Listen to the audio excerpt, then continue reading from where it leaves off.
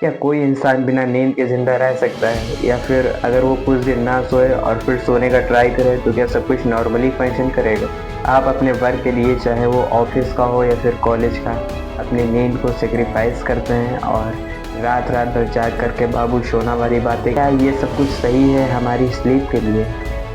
आज की इस वीडियो में बात करेंगे एक एक्सपेरिमेंट के बारे में जो एक इंसान के द्वारा किया गया है, जिसमें वो ना सोने का ट्राई करता है। क्या होता है उसके साथ, जानने के लिए पूरी वीडियो को देखें। पहला दिन काफ़ी इजी जाता है। आप मज़े से अपने काम करते हैं। अरे नहीं यार, वो नहीं। पहला दिन काफ़ी इजी और हीरोइक फील होता है। पहले दिन तो ऐसा लगता है, अरे यार मैं कर ही लूँगा, ये कौन सी बड़ी चीज़ है, ये तो बहुत ही इजी। थोड़ी सी थकान होती है और थोड़ी सी यूनिंग, लेकिन लगता है कि सब कुछ मैनेज होगा। नहीं, दूसरे दिन तक आप काम करते हैं, मोबाइल चलाते हैं और अपने फेवरेट नेटफ्लिक्स शोज देखते हैं, और आपको लगता है अभी तो सब कुछ कंट्रोल में है। लेकिन आपका रिएक्शन टाइम स्लो हो जाता है। आप कंपैरेटिवली स्लो चीज़ों को समझने लगते हैं और एब्जॉर्ब करने, मूड इरिटेट होने लगता है और छोटी छोटी बातों पर गुस्सा आने लगता है, और फिर जो होता है उसके बारे में आप सोच भी नहीं सकते हैं। आपकी गर्लफ्रेंड का मैसेज आता है जिसमें रहता है, बाबू ने खाना खाया, तो आप उससे भी लड़ाई कर रहे। छोटी छोटी बातें अनोइंग लगने लगती। और साइंस का कहना है कि 24 आवर्स में एक बिना स्लीप का पर्सन और एक वो पर्सन जो ड्रंक किए हुए, दोनों एक बराबर हो जाते हैं। अब गेम सीरियस हो जाता है। आपके आंखों के नीचे सर्कल्स नहीं, क्लाउड बन जाते हैं। आपको आप किसी से बात कर रहे होते हैं और अगले ही पल आपको याद भी नहीं रहता है कि आप बोल क्या रहे थे। Short term memory almost zero हो जाती है। आपको याद नहीं रहता है कि 5 मिनट पहले आपने क्या सोचा था, या फिर आप अभी जिस टॉपिक के बारे में बात कर रहे थे वो टॉपिक ही क्या था। फोकस टूटने लगता है। आप कंटिन्यूस चीज़ों को ऑब्जर्व करते हैं पर फोकस कहीं पर भी नहीं लग पाता है। जैसे कि आप स्टडी कर रहे हैं तो आप स्टडी नहीं कर पाएंगे।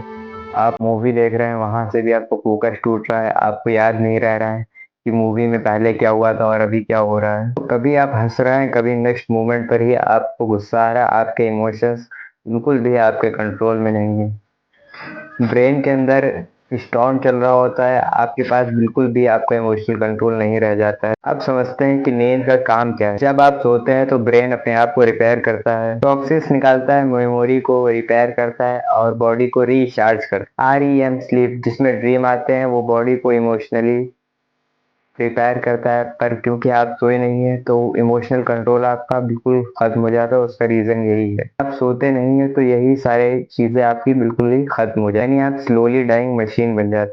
5th दिन तक आप अपने आप से ही बातें करने लग जाते, और 6th दिन हेलोशिएशन स्टार्ट होती है। आपको लगता है कि कोई रूम में है, पर नहीं होता है। आपको किसी की आवाज़ सुनाई पड़ती है पर कोई बोल नहीं। और साथ ही माइक्रो स्लीप होता है।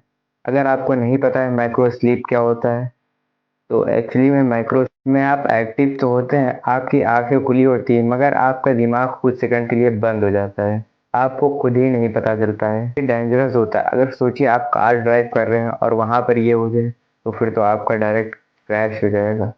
7th डे आपका रियलिटी से कनेक्शन टूट जाता है। आपको लगता है कि लोग आपके पीछे, आपको खुद की भी आवाज अजीब लगने, आपकी बॉडी वीक हो जाती है, जैसे बैटरी 0% पर होती है आपके मोबाइल में।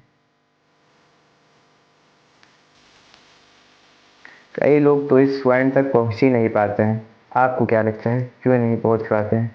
क्या उनके साथ कुछ गलत हो जाता है, या फिर या तो उनकी बॉडी फोर्सफुली सो जाती है, या फिर वो ब्रेक डाउन कर जाता है। 1964 में एक लड़का था जिसका नाम था रैंडी ग्रैडनर। उसने रिकॉर्ड बनाया था 11 दिन तक बिना सोए अपनी जिंदगी को व्यतीत करते हैं। स्टार्टिंग में वो ठीक था, लेकिन 5th दिन के बाद उसका ब्रेन अपने आप ही शट होने लगा, जैसे कि पहले मैंने, उसने बोला था उसे ऐसा लग रहा था जैसे कि मेरी आंखों के पीछे कोई मेरी चेन खींच रहा है। वो तो बच गया, लेकिन टेम्परेरी उसकी थिंकिंग और मेमोरी डैमेज हो गई। अब बिना नींद के कोई मर सकता है? जवाब है हाँ। एक रेयर डिसऑर्डर होता है जिसका नाम है फटल फैमिलियल इंसोमिया। इसमें आदमी नींद ही नहीं ले पाता है और उसका ब्रेन धीरे धीरे डेड हो जाता है। और स्लीप डिप्रीवेशन से स्ट्रेस हार्मोन्स भी बढ़ते हैं। स्लीप डिप्रीवेशन से स्ट्रेस हार्मोन्स बढ़ते हैं, हार्ट अटैक, स्ट्रोक, डिप्रेशन सबका रिस्क। आप सो जाते हो लेकिन क्या सब ठीक हो जाता है? ब्रेन को 2 से 3 दिन लगते हैं सब नॉर्मल हो। बॉडी को कुछ डैमेज से रिपेयर करने में 2 से 3 महीने लगते हैं। कभी हेलुसिनेशन या एंग्जाइटी परमानेंट भी रह जाती है। ये स्लीप को इग्नोर नहीं करना चाहिए। अगर आप सोच रहे हैं कि मैं थोड़ा स्लीप का सेक्रीफाइस कर लूंगा काम के, तो सोचिए क्या आप रेडी हैं अपने ब्रेन का सेक्रीफाइस करने के लिए? नींद एक लग्जरी नहीं है, नींद एक सर्वाइवल टूल। आज से स्लीप को इम्पोर्टेंस है, क्योंकि अगर नींद चली गई तो सब कुछ चला गया। धन्यवाद।